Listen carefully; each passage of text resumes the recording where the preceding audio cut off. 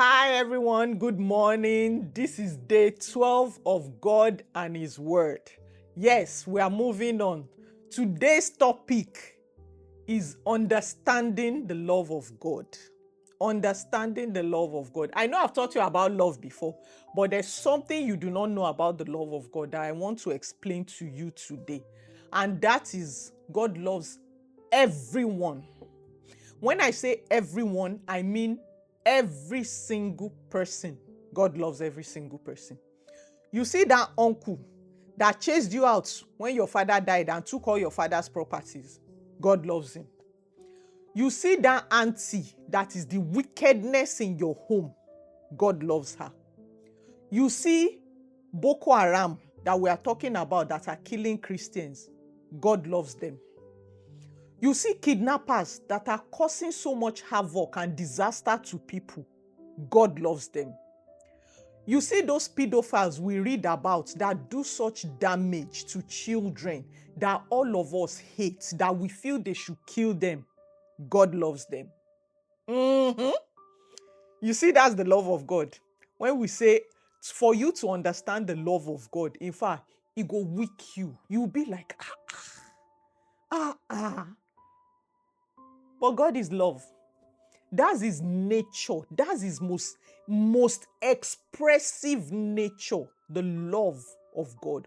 God has power, but God is love. Not that he has love, he is love. So that's what I want you to understand today. You see those your enemies, they are not God's enemies at all. Now you they get enemy. God no get enemy. Even the enemies he has are spiritual enemies. But you see human beings, oh, God loves us. Should I prove it to you? The Bible says something is Romans 5:8. But God clearly shows and proves his own love for us by the fact that while we were still sinners, Christ died for us. You see all those people we talked about just now, you know they are sinners. That's what God is saying. That while they are still sinners, he loves them. He loves them as sinners. He's not waiting for them to become born again before he loves them. He already loves them as they are. That your boss that is making life miserable for you in the office, that has sworn that, you see, I will be the one to destroy your career in this office. God loves her. Yes, he does. You see, that's what I want you to understand about the love of God. You are not the only love of his life. Everybody he created, every human being, he loves them. Everybody. That's why it says in John 3:16, for God so loved the world,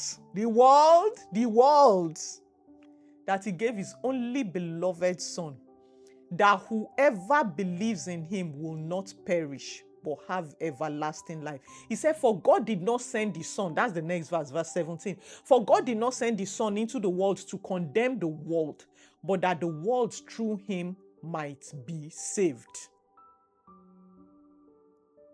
He loves everybody. You see all those sinners, all those people killing people, all those evil people, God does not want them destroyed. He wants them saved. That is the love of God that you need to understand, so that you will stop praying prayers that are not in line with the will of God. Kill them, destroy them is not the will of God. God should punish them. Lightning should just come from heaven. Thunder, fire. He loves them. You see Tinubu, God loves him. God loves him. God. You see the governor of your state, God loves him. All those politicians, God loves them. As they are stealing your money, the ones that are stealing, not everybody is stealing. The ones that are stealing, God loves them. That is what I want you to understand about the love of God. You know, something happened. I had an experience with God. You know, you see this thing that they used to say. It was not even something that I was thinking about the love of God, but where it led to was God revealing the love, his love to me. You know this thing that they used to tell people when they lose a loved one, they'll be like, Jesus also died. So they'll be like, yeah, I think it was one time I was reading when watching, I think it was a Pastor Dolapo that was talking about it, about a lady. I don't know, maybe it wasn't him or one of these pastors was talking about a lady that died, and the sister was so grieved and everything. Okay, I think it was Pastor Femi Lazarus, yes. And they were so grieved, and then they were like, God said, how old was Jesus when he died and everything? And every time I hear that thing, when they say Jesus also died, and it used to provoke me. I'll say it's not the same. It's not the same. Yes, we know they will rise in it later when Jesus comes back, eternity. I said, but God already knew Jesus will rise after 3 days now. How do you compare that to our loss? When you say God feels our pain because he also lost his son, how do you compare that to our loss? Who lose mothers, who lose children, who lose this thing? And it used to provoke me secretly in my heart. And as I was listening to that thing that day, he started provoking me again that it's not the same. Don't compare it. And God said, ask me. Ask me. And I now said, okay, God. I said this thing. I said you can say you feel our pain because every pain was put on Jesus. Yes, I understand. I said, but it's not the same. You knew Jesus would rise. You didn't lose a loved one. And he just told me something. He said, I lose people I love every single day for eternity. And then he opened up his heart for me to see the pain in his heart when people die and go to hell. Oh, God. I can't describe it. I can't explain it. It's the worst grief, the worst pain. God hurts beyond what we can imagine when people die and there's no opportunity for repentance again. I saw his love, I saw his pain, I saw his loss, I saw his grief. I was shaking, my body was quivering, and then he closed it off. And I'm sure he didn't even let me see it fully because no human being can carry what God carries. So he didn't let me see it fully. He just showed me a glimpse, and that glimpse was overwhelming, was practically breaking. And I was like, my God, I'm sorry. I'm sorry. And that was when I understood, oh, God knows pain. He knows the pain of loss beyond what we can imagine. He knows the grief of loss beyond what we can imagine. He loses people he loves forever, every single day. And that made me understand again how much God loves everyone. I will never pray for anyone to die in sin. It doesn't matter what that person has done. Oh, I will never let the death of Jesus, the sacrifice of Jesus, be wasted upon any life because of what the person has done. No, no, no, no. Jesus doesn't deserve that. God doesn't deserve that. The Holy Spirit doesn't deserve that. They love these people. They want these people saved. You need to understand that about the love of God. So you that you are hating people, come on, stop it. Stop it. Let me read something to you in 2 Peter chapter 3 verse 9, the Passion Translation. He said, this means that contrary to man's perspective, let me just give a background. This is where they are talking about the fact that we are waiting the coming of Jesus and it has been so long, but that we should remember a day is like 1,000 years. 1,000 years is like a day to God. So this is the continuation of that. He said, this means that contrary to man's perspective, the Lord is not late with his promise to return, as some measure lateness, but rather his delay simply reveals his loving patience towards you, because he does not want any to perish, but all to come to repentance. What this is saying is that if we think it is delay, though it's not delay, God has his planned time. What God is doing is that he is waiting for more people to come to heaven. He doesn't want anyone to perish. Imagine if Jesus comes back right now. Do you know how many people will go to hell? A lot of people in the world are still yet to accept Christ.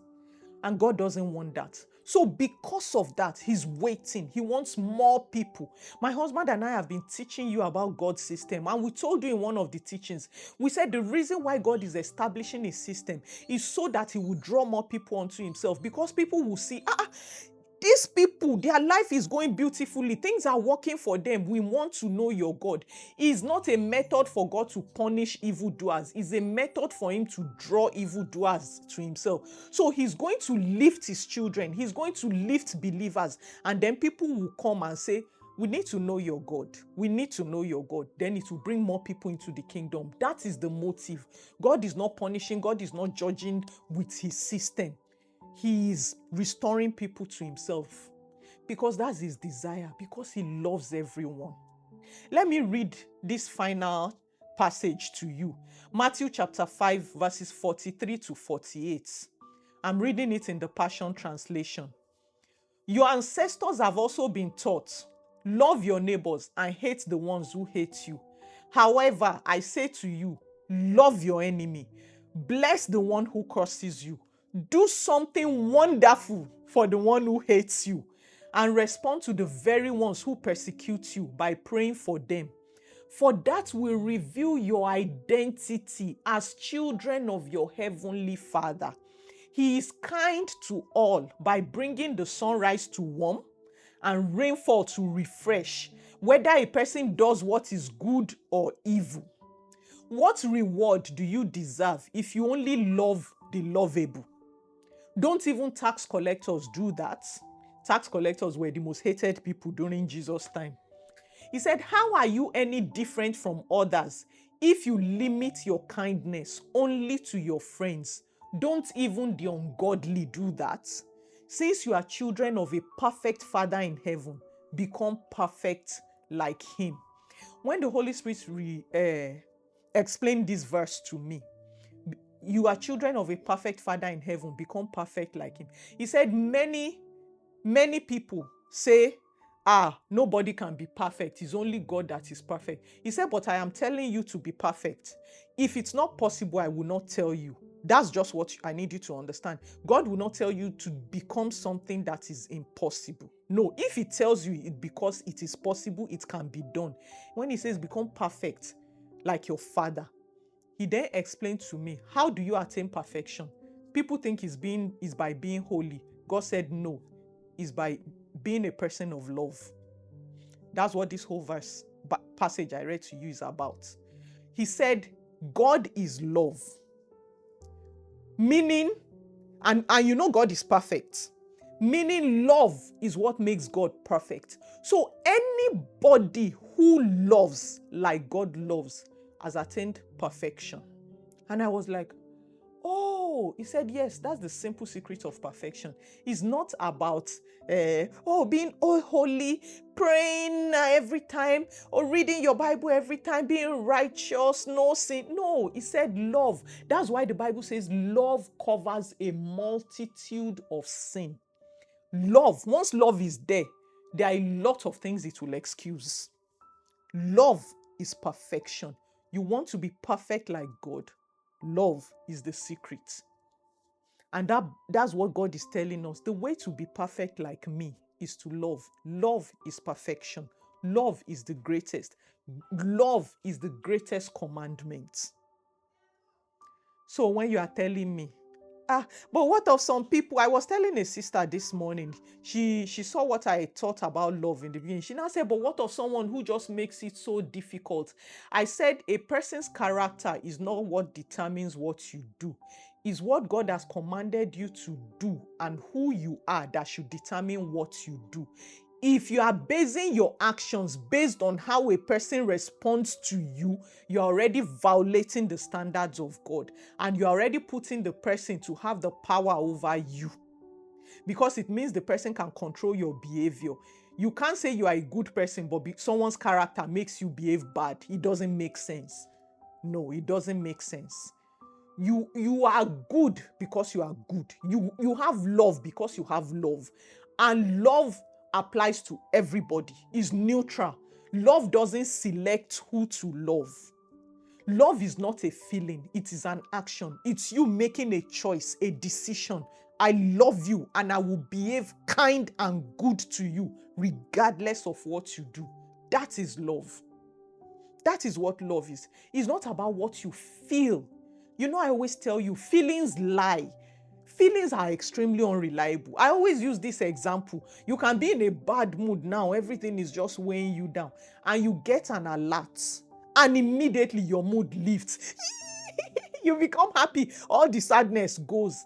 That's how flimsy feeling is. Love is not dependent on that. Love should not be going and coming like feelings.